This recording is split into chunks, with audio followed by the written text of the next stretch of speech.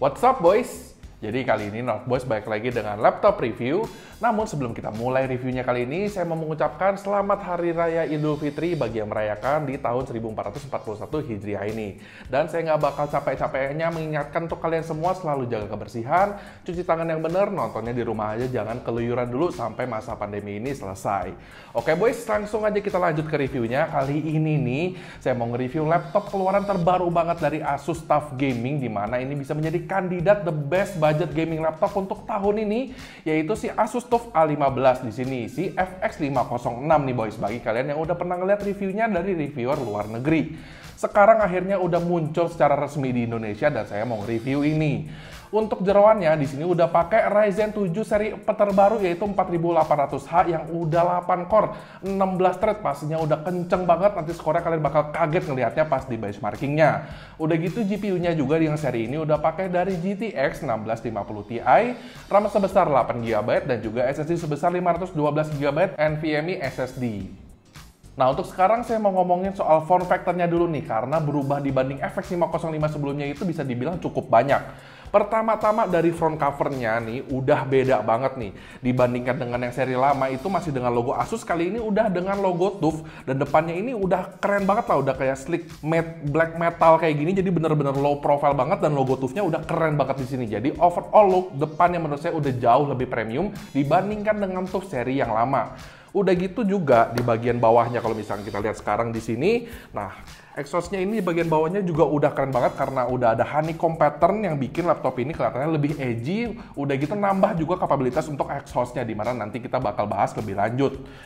Nah, bagian dalam laptopnya juga di sini bisa dibilang finishnya sih masih sama dengan seri yang sebelumnya, si TUF 505, masih dengan brush finish seperti ini, yang dimana menurut saya udah cukup oke karena di sini udah minim banget fingerprint.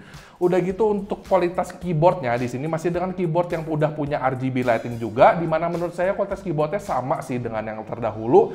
Ini tactile-nya nggak terlalu berasa, cuman travel distance-nya udah pas banget. Jadi kalau kita pakai buat ngetik untuk kerja ataupun buat main game pastinya udah nyaman sekali. Placement key-nya juga nggak ada yang terlalu gimana aneh, hanya saja arrow key-nya udah jadi lebih luas tapi lebih kecil. Untuk touchpad-nya juga kali ini udah lebih enak karena udah ada dedicated button untuk klik kiri dan klik kanannya, dimana untuk skenario dimana kalian nggak punya mouse, lagi nggak bisa akses ke mouse, pastinya bakal jauh lebih enak lah pakai dedicated button ini dibandingkan dengan yang dulu nggak ada. Dan waktu itu juga agak dibilang nggak murahan ya, di sini touchpad yang terdahulu kali ini udah nggak lagi. Karena di sini saya ngerasa touchpad-nya untuk navigasi udah cukup enak banget dan klik kiri klik kanannya juga udah lumayan oke. Nah, untuk speakernya, si TUF A15 ini speakernya terletak di kiri dan kanan, jatuhnya side firing, dan menurut saya di sini speakernya untuk volumenya sih udah lumayan kenceng. Kualitas suaranya juga udah bagus di sini karena tadi saya tes, clarity-nya udah cukup oke, suaranya biarpun bassnya belum berasa, cuman udah berasa banget surround-nya. Jadi kalau untuk main game pastinya udah nggak ada masalah di speaker laptop ini. Udah gitu sekarang kita mau ngomongin soal displaynya dulu, dimana di sini akhirnya displaynya udah pakai display yang Full HD IPS panel, di sini 15 inch pastinya, dan refresh rate-nya sebesar 144 Hz. Nah, di harganya nih yang sekitaran 15 jutaan itu, 144 Hz ini bisa dikatakan udah cukup oke banget lah di harganya. Nah, namun di sini memang panelnya di sini berasa agak sedikit kurang terang dan warnanya mungkin ya bukan yang the best di levelnya karena memang sekali lagi ya harganya nggak terlalu mahal. Nah, di sini untuk bezel samping dan atasnya untuk laptop-laptop 2020 ini bisa dibilang masih sedikit agak tebel. Cuman di sini masih ada webcam ya, kalau misalnya kita bandingkan dengan Zephyrus yang nggak ada webcam, saya kayaknya masih lebih suka yang ada webcamnya di sini. Jadi gampang untuk sekarang nge-zoom ataupun nge-Skype. Nah, untuk durability dari displaynya sendiri saya bilang udah cukup oke nih. Karena sekarang displaynya udah tipis banget dan untuk pas kita coba bending begini, bendingnya masih berasa ada, cuman nggak parah banget. Udah gitu untuk displaynya juga bisa kita buka tutup dengan satu tangan, nggak terlalu susah kali ini. Udah gitu untuk bodinya juga di sini build quality-nya menurut saya udah cukup oke, lebih bagus dibandingkan dengan seri terdahulunya. Karena di sini pas kita angkat pakai satu tangan, bendingnya udah berasa minimum banget. Titik kopongnya udah nggak sebanyak yang dulu lagi karena di sini menurut saya udah lebih bagus build quality-nya lah dibandingkan yang sebelumnya. Jadi overall build quality udah bagus juga di sini. Nah, baterainya nih kalau misalkan kalian sempat lihat review-review luar nge-review laptop ini, karena pastinya nih udah banyak yang tunggu-tunggu banget di Indonesia laptop ini. Nah, review luar banyak yang bilang nih, Asus TUF Gaming baterainya ada yang 90 watt hour baterainya. Hanya saja yang masuk di Indonesia cuman yang versi 48 watt hour. Jadi di sini baterainya masih belum gede banget. 48 watt hour bisa dibilang ya agak kecil lah untuk sebuah laptop gaming, mungkin tahan cuman sekitar 2-3 jam. Untuk I/O portnya dari si Asus TUF Gaming A15 ini semuanya kebanyakan Untuk I/O portnya si A15 ini hampir semuanya terletak di bagian kiri laptopnya. Dimana kita dapat di sini ada LAN Eternal port, ada HDMI port, ada USB 3.1 ada 2 biji, ada USB Type-C juga di sini tapi belum Thunderbolt, ada audio combo jack di sebelah kiri dan di sebelah kanannya polos nggak ada apa-apa, cuma ada case interlock sama 1 kali USB Type-A-nya di sini. Nah, udah gitu sekarang kita mau ngomongin soal performance-nya nih, dimana ini yang pasti banyak banget dari kalian udah tunggu-tunggu gimana sih performance Ryzen 7 4800H yang udah 8 core di laptop A15 ini. Yuk sekarang kita lihat.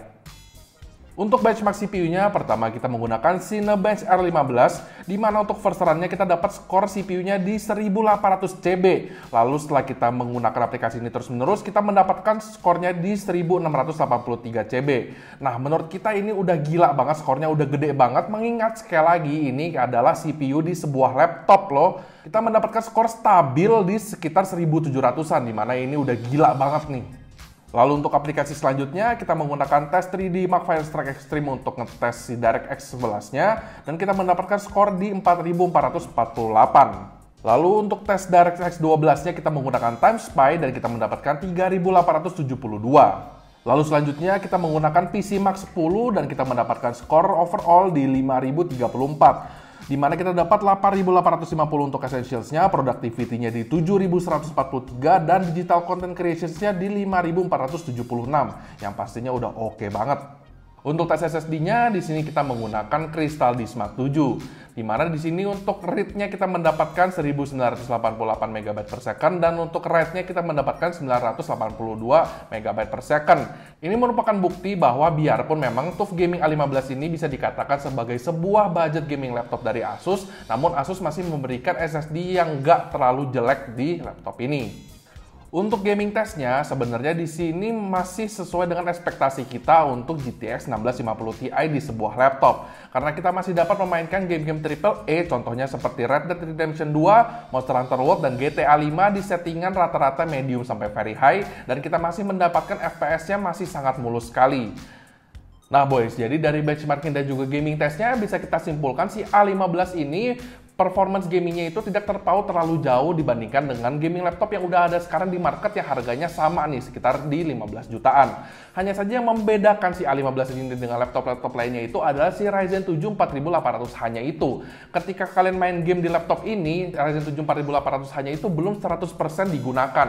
Alhasil dengan headroom yang lebih itu kalian bisa streaming di laptop ini tanpa mengorbankan graphical performance daripada game yang kalian mainkan tersebut. Nah, yang disayangkan dari si A15 yang masuk secara resmi di Indonesia ini adalah ada beberapa fitur yang disunat dari versi luar negerinya. Yang pertama di sini adalah GPU-nya, di mana yang di luar negeri semuanya pakai GTX 1660 Ti, yang masuk resmi di Indonesia ini adalah versi 1650 Ti-nya. Di mana yang kita tahu 1650 Ti ke 1660 Ti juga itu lumayan jauh graphical performance-nya. Untuk yang kedua yang disunat di sini adalah dari baterainya, di mana TUF A15 di luar nih udah digembar-gemborin sama semua reviewer pakai baterai gede banget 90 watt hour. Kalau kita nonton Netflix bisa sampai 10 jam straight. Namun di sini yang resmi masuk Indo semuanya pakai versi 48 watt hour untuk baterainya. Di mana ini bisa menjadi sebuah hal yang penting bagi orang yang sering keluar-keluar untuk kerja pakai laptop ini sangat mobile. Baterai besar itu pastinya sangat membantu banget. Di sini sayangnya semuanya 48 watt hour. Nah, oke boys, kira-kira kayak gini aja untuk reviewnya. Si A15 yang udah resmi masuk Indo ini udah banyak banget dari kalian yang udah nunggu video ini. Oke boys, jangan lupa di like videonya, di share ke teman-teman, di subscribe ke channel kita dan follow IG kita @noteboys.id. Join up chat kita di situ, kita bisa ngobrol-ngobrol dan komen di bawah nih bagaimana menurut kalian soal si TUF A15 versi resmi Indonesia ini. Saya Bola, signing out.